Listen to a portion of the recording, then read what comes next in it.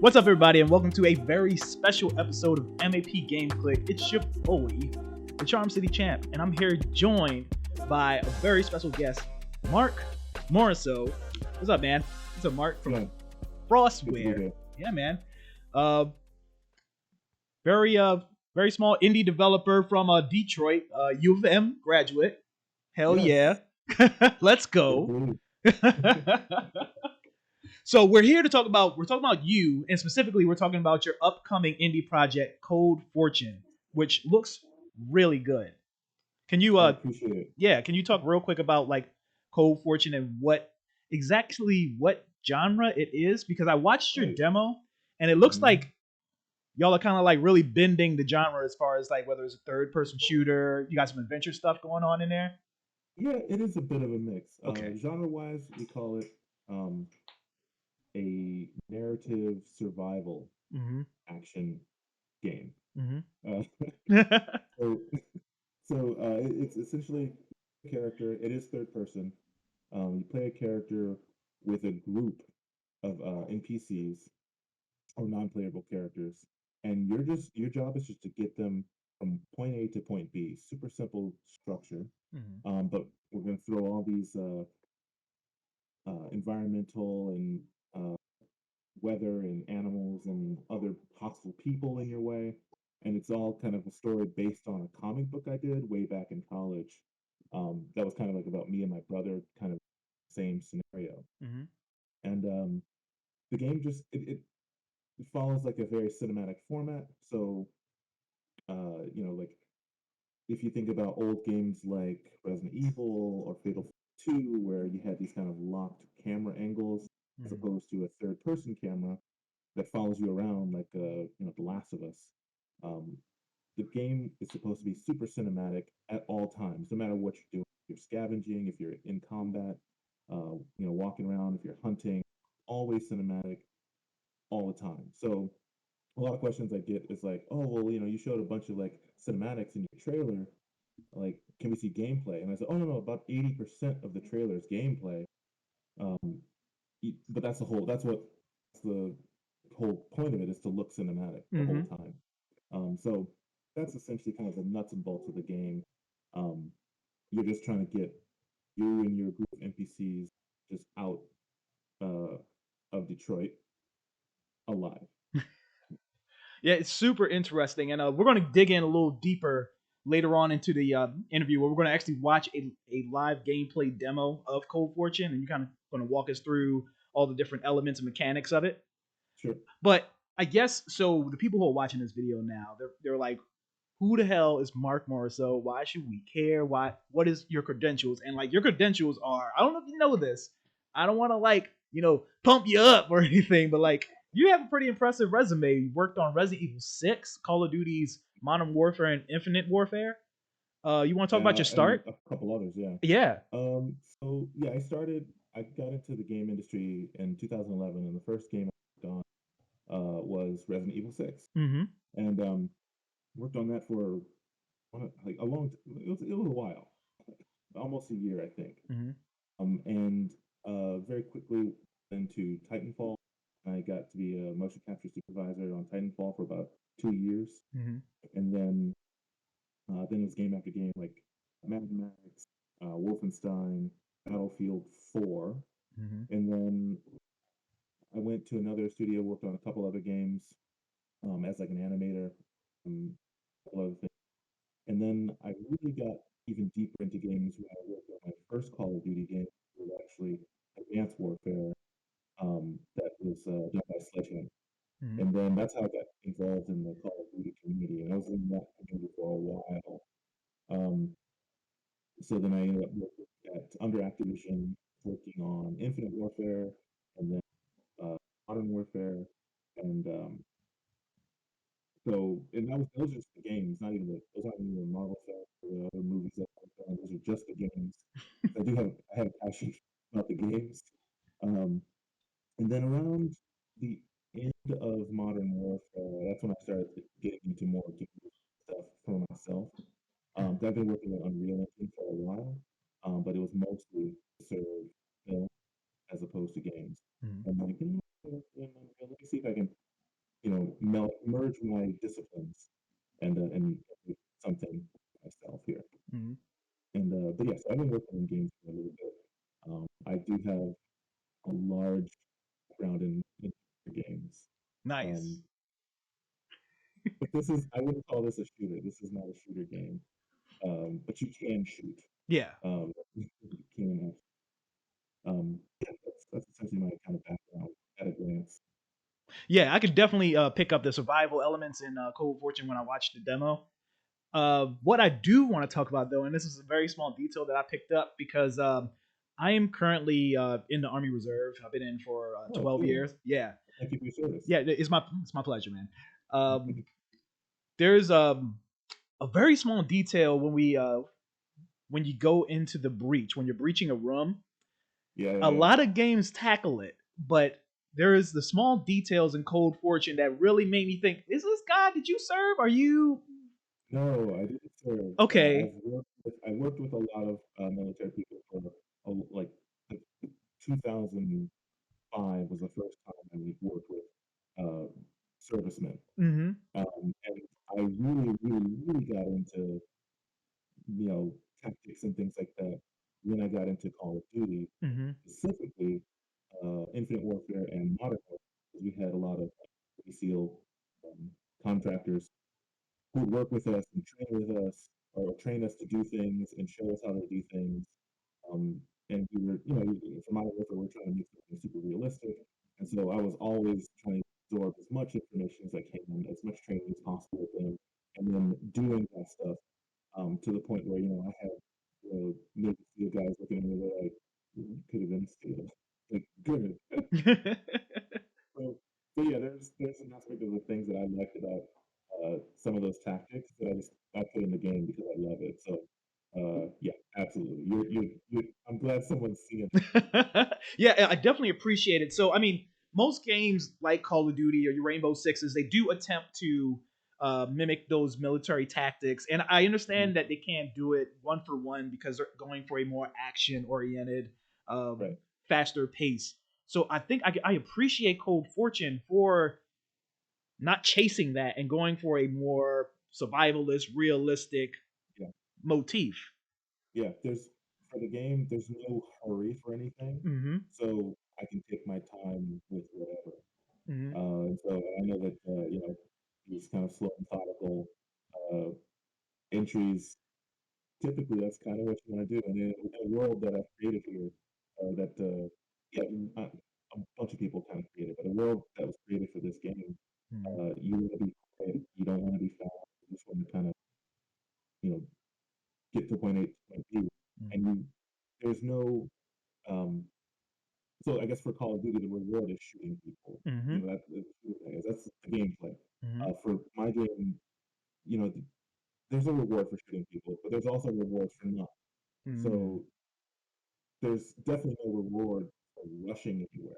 Mm-hmm. There's a bunch of stuff hidden in the game. There's hidden items, hidden boost items, hidden food, hidden everything. So the more time you spend taking your time, the more things you have in your arsenal to survive with. So that's something I wanted to focus on and make it different than your average third-person shooter. Okay. So you mentioned earlier that Cold Fortune, I guess, more accurately can be described as a narrative survival game. Yeah, And the main thing that's important for a narrative game is the story. So can you tell us a little bit about DAC, right? yeah, deck. DAC. I'll tell you a little bit without giving away things. So the deck, the deck, the story's going to follow Deck and his brother and the group that they have with them, and so they're all kind of strangers, so to speak. Like none of them grew up together, Mm-hmm. and the story's going to start with a new member coming into the group, and so Deck and his brother have kind of a path that they're trying to keep from most of the group. But there's something happening in the world around them that keeps them uh, kind of on a collision course with confronting their past and causing trouble for the group. So the story, there's a lot of about like trust and or mistrust, Mm-hmm. and kind of Deck's kind of redemption story. Um, 'Cause there's a like I said, I mentioned there's a villain, and this villain has vengeance Mm-hmm. for some of the things that Deck did in his past before he was with this group. So that's the overall story. But I don't want to say too much about the twists and No, stuff I in the story. Yeah, yeah, I understand it's that. definitely, the goal is to have a story that the player can piece together, and things are things change based on what the player does. Mm-hmm. So I will say, like, there's a plan for a moment in the game where gameplay where you can decide to shoot or save one person or shoot or save another person, and depending on what you do, it's going to affect the story down the line. So it's a story that has some kind of branching capabilities. That's the overall goal, with all the characters and stuff like that. So at the end, like, the ending is a little bit different based on who survives. All right, cool. Yeah, man. So obviously, like when it comes to gamers and what they want to do, what they want to see gameplay, they're like, Yeah, we could talk all day. What they want to action speaks louder than words, right? So I queued right, up your demo, cut it down to like the real like great. yeah, right, the real good clips, bits and pieces, and we're gonna we're gonna talk about we're gonna break down all the mechanics of what makes Cold Fortune, what's gonna make it stand out from everything else. All right. Cool. Okay. So all right. So without further ado, Ooh. 25 years in the future in Detroit. What's wrong? So right now, Deck is with one character. So, and you We don't have mentioned time that for there is this. a tribe You don't have to of be here. Right. people. So, do you select Hey. one person to go out on missions with you? So this is kind of like the demo of, and it's going to be pieced into the larger story arc. And so right now, Deck is on his way back to his tribe, Mhm. and this girl behind him, her name is Cantra. She is the newest person in the tribe. She actually hasn't met the tribe yet. He came across her in some of his journeys alone. He was actually on a hunt, Mm-hmm. which that'll get covered into the overall large aspect of the game, but you don't get all that context in the demo, just because the demo is mostly a showcase for gameplay systems, and other aspects of the game. Yeah, and But, I actually meant to sure. say that. I meant to say, I'm sorry, I meant to say that before we started playing, that this is very early footage of the game. Yep. So you're not going to see things like lip tracking and things like that. So everybody Right. relax. Right. So we've got some voice stuff in. We haven't finished the face stuff and a bunch of other stuff. There's going to be more stuff even added to the demo Mm-hmm. before it's released. So more areas and more options for combat stuff. Mm-hmm. It's going to be added into this. Okay. Because it's very much a tutorial. Like, you can see things popping up on screen. You know, take a shot at the deer. Here's how you aim the gun, shoot the gun, etc., etc. Mm-hmm. So it's trying to get the player on board onto kind of what to expect and how they should be interacting with the world around them. Okay. So this tracking mechanic for like animals and deer.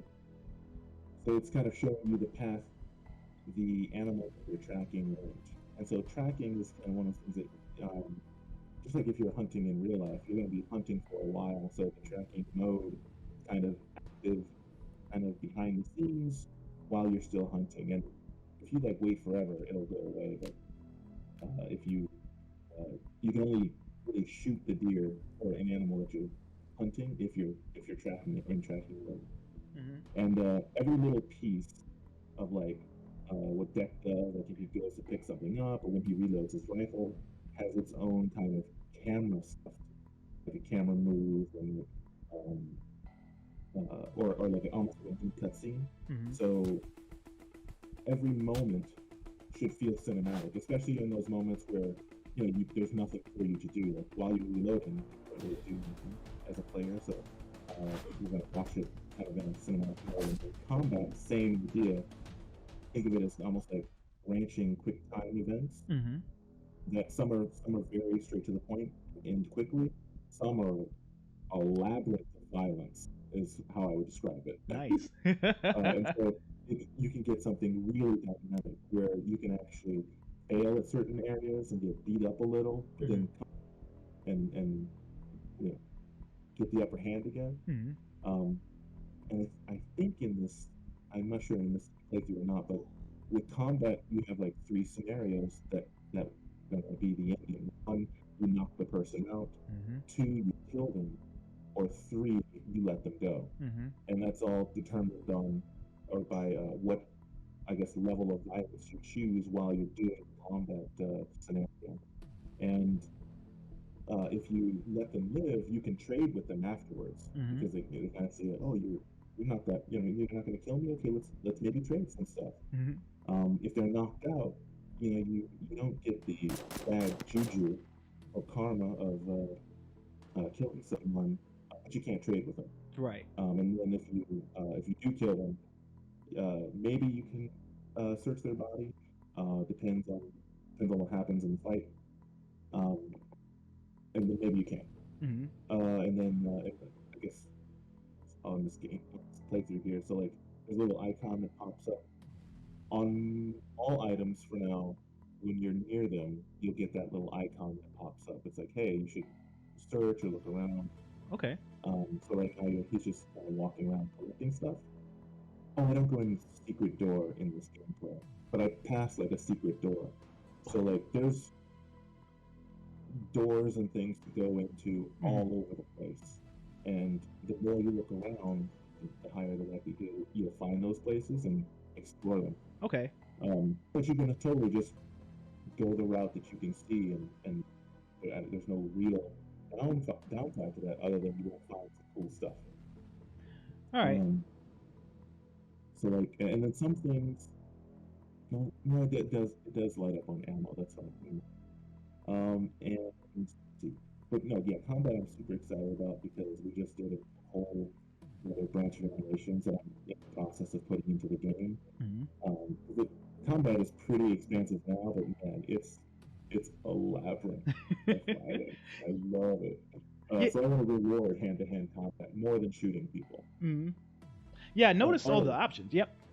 Yeah, and he's only got 5 bullets in there. Yeah. Notice. like ammo is scarce and rare, and you need it for other things than people. Mm-hmm. So you can use the ammo, you can shoot stuff, Mm-hmm. but probably going to run into some problems later. Mm-hmm. If you need to use that ammo on something bigger than a person, bigger than a deer. And yeah, so it's got a stamina bar. Stamina is just like any other game. Mm-hmm. It's constantly running out at a slow rate because the weather is so harsh. Mm-hmm. So he has to feed himself with water or whatever, Mm-hmm. and you can pick up those cans of food and stuff like that. That's how he replenishes his own stamina. But then underneath, there's a morality bar. Mm-hmm. And so the morality bar relates to all of the NPCs, really. Mm-hmm. So the morality bar, you can let hit 0 and play the game. Mm-hmm. The issue is morality comes into the story. So if your group's morale is really high, they'll be willing to do more for you when it's time to do some stuff for you. Okay. If their morality is low, they might not do what you want them to do to save someone's life. So there's it's one of those things where like it's really up to you, the player, to how high you're gonna keep morale. Mm-hmm. And so right now, this would be like it's like a cinematic kind of playable event. This is a slightly playable event. Mm-hmm. There's going to be a point where if you fail, you'll die. But like a quick time event. But it's kind of like starting to introduce the threat of the snowman, which is these huge hulking beasts where if you have less than 30 rounds, you're not going to start shooting this thing. You're not going to win. So typically, the goal is to hide from them. Mm-hmm. And if you have to confront them, you got to be ready to spend a lot of ammo. So there are a lot of reasons that ammo is so rare. It's because you need to use them for those guys. And if you can't, and stuff like that. And then you got the. I guess I'll talk about it in a second. But, left side, there's a dial called the vantage dial. Yep, I wanted to It's ask about that. okay. Hmm. It's the dial that helps the player interact with all the cameras in the world. So if when you walk around an area, in any given area, there's a certain number of cameras. It could be Hmm. one, it could be two, it could be four. Uh, and each camera is going to give you a little bit of information about the world around you. Hmm. So as a gameplay feature, you don't want to just look through one camera because you'll miss out on a whole bunch of other stuff. Like those Oh. secret doors that I mentioned earlier, Hmm. you didn't see them because I just didn't set up the cameras that would put them in view. Hmm. So you want to be able to like walk into a room or an area or a space and just explore and start changing cameras to see like, okay, what else can I see? Because if you never change cameras, you're going to miss out on half the game. Oh, that's clever. So, and by changing the cameras, I help it kind of maintain this kind of cinematic feel. Hmm. Uh, and you know, there's a bit of like this kind of disorientation factor that you have to get over at first. That's true of any game that does this for the Hmm. most part, like Resident Evil, Battlefront 2 back in the day. Hmm. You know, they just throw you in different rooms with different camera angles. You just gotta, at some point, you get used to it. Right. So, same idea here, you know, different camera angles and stuff like that. And so, this feature right now that's happening here is a bonfire. Hmm. And so, when you have a whole group of AI characters with you, they'll all sit around the fire, and you can do things like check your inventory to the people in the group and stuff, and equip stuff, Hmm. right? So, right now, I've got the inventory stuff set up and like the talk feature kind of setting up. So when you talk to an AI person, you get a little bit of worry about them. You get a little character that, and it kind of helps build character rapport with a player to the characters. Hmm. Because if you end up making a choice later on where they die or something like that, I want the player to feel that Hmm. like real responsibility. Like, dang, I just let Demetra die. Oof. And you know, if you the more you know about them, the more you like them. So I don't want them to be kind of these just robotic ants that follow you. I want them to be people.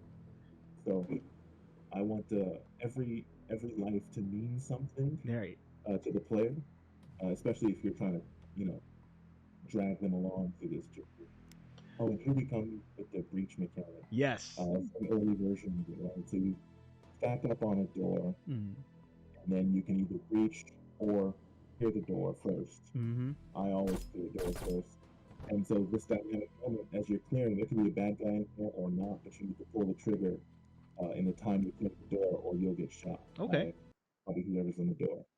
So there's a nice dynamic aspect to it. And then it's a little different if you breached in without clearing the door first, Hmm. and there's a person there, then you'll get into like this kind of fight conflict with them. Hmm. And if there's no one there, then obviously you breach in and nothing happens. Hmm. And then this is like the save feature. Deck meditates. Hmm. So when you find these blocks on the ground, if you look around through cameras, you'll find them eventually. Those are the save features, and so you can save your game, and then if you die, you can go from there. Hmm. And they're only in certain certain areas of the game, so it's not too often you're going to be able to save. So that's why you want to look for them. Like, hey, like I like my progress. I want to save this. And let's see. He's just kind of. There was actually a little cinematic that he saw a body hanging up on the ceiling, and I'm not sure if you saw it. It was There a was like sword. a sword. It was a sword. Oh my god. It was a sword. That goes into the story. So this is like can easily go from a grounded story to some real crazy stuff's going to happen. I'm assuming. Oh, it's crazy. Oh, it's crazy. I love it. So the point, yeah, the whole thing is like it starts very grounded and it gradually escalates to crazy. And here's like a chase sequence, kind of itself. So if you fail any of these, you end up like running into a wall or falling off the edge, or like completely messing up, or falling down into a pit. With this little chase sequence that ends this map. But yeah, the story, it goes nuts. So how forgiving are the checkpoints? Because I know a lot of people when we go through these quick time events we fail and we got to start 10 minutes before the freaking quick time event.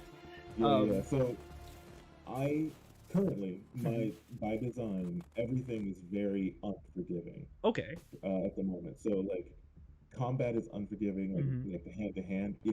If you mess up, like there's some options where you can kind of survive, but there's no, I guess there's not a lot of damage that you take. Like you can't just take punches all day. Just like in reality, you can't take punches all day. Hmm. Um, if you mess something up, let's say you get put in a chokehold accidentally, you take some stamina out, and let's say you mess up again, yeah, you're probably gonna die.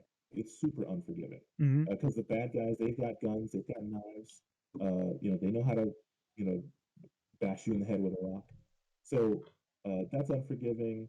Hunting is kind of unforgiving. If you mess up, like if you have a suppressor on the rifle, Hmm. you can take shots at things and not scare away deer.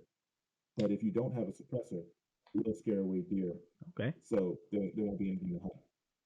Um, and then save points are going to be rare Hmm. because I don't necessarily want to give the player the ability to say, "Oh, I got my dude killed. I want to go back and keep him alive." Like, no, Ah, okay. so because there's so much reliant on like, hey, if you let this person die, you got to see where the story goes. Hmm. So I kind of want to I don't want to punish the player for trying to do that, but I kind of want to punish the player for trying to go back and doing it. So they're going to have to play a little bit more if they want to try to keep that character alive. Um, for now, we'll Hmm. see when we get the demo in people's hands and people like they give us some feedback that's opposing that idea. Then what we got to do. Yeah, It's you not hard to put in the save. you definitely don't want people cheesing your save system. I understand that a lot. Yeah, that's the only thing. It's like originally it was like, oh, no saves. Hmm. Like originally the idea was like, okay, we'll make the game 2 hours or 2.5 hours of saves, straight Hmm. up Mario 3 everybody. Like you can't save, you just gotta play through it. Hmm. But I when I'm in developing the game, I needed to put a save in for myself. Like, all right, I gotta put a save in so I can come back to this and test stuff. So and then we just left it in. I think people are going to embrace this because we're back now in a time where people really love and embrace super difficult games like your Yeah, Soulsborns, your Returnals. So yep, don't yep. be afraid, man. I mean, Punish us. that's what I thought. It was like, Yeah. let's make a game like, hey man, just force me to go through it. Mhm. Go through it. No saves. And it's a Save your people. that's a very interesting hybrid too, because in narrative games, you normally don't see narrative games a, approach their gameplay with that difficulty. There's normally a lot of hand Yeah. holding, a lot of Yeah. friendly checkpoints, things like that. Yeah. Oh yeah, I want none of that. Very, yeah, I'm very intrigued. Cold Fortune Yeah, looks really good. yeah. I mean, it's in the title. Like it's supposed to be difficult. The comic is very very bleak. Hmm. Um, so I mean, I guess spoilers, but everyone dies in the comic, Hmm. and the game was kind of like, okay, let's make a thing where maybe everyone doesn't. You have a chance to survive Hmm. and save everyone else. But yeah, it's super unforgiving because that's a game I want to play. Hmm. Like I don't want to be playing like Sonic with save points everywhere. I love Sonic, but I don't want to make that game.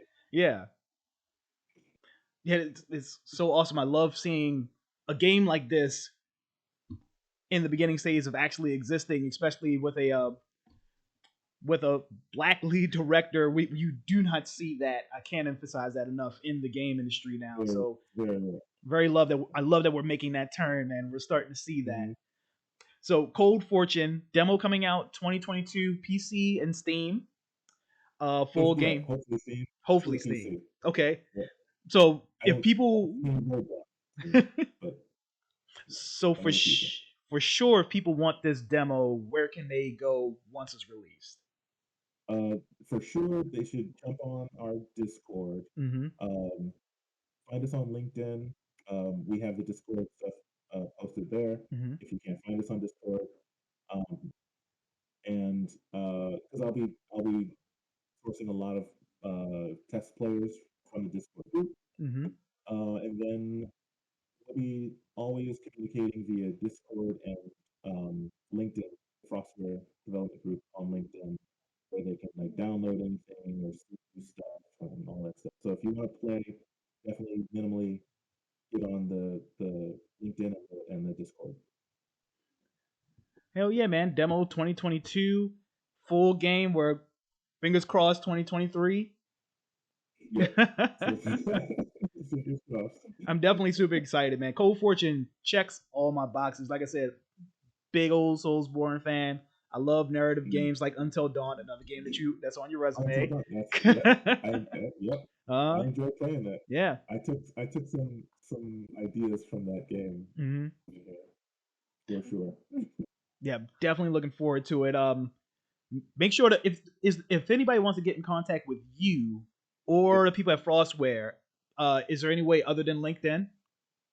You can find me on Instagram at that mocap guy, and I'm always there. I respond to messages usually in an hour or so. If you're trying to reach out, and I've got the Cold Fortune stuff on that as well. So reach out, and I'll reach out for sure. Hell yeah, Mark, man! Thanks for your time, man, and definitely good luck with Cold. Yeah, and thanks for good luck with Cold Fortune. Thanks to all of y'all for tuning in. Make sure to like, share, subscribe. Thanks for watching MAP Game Clique, and catch y'all next time, man. Peace out.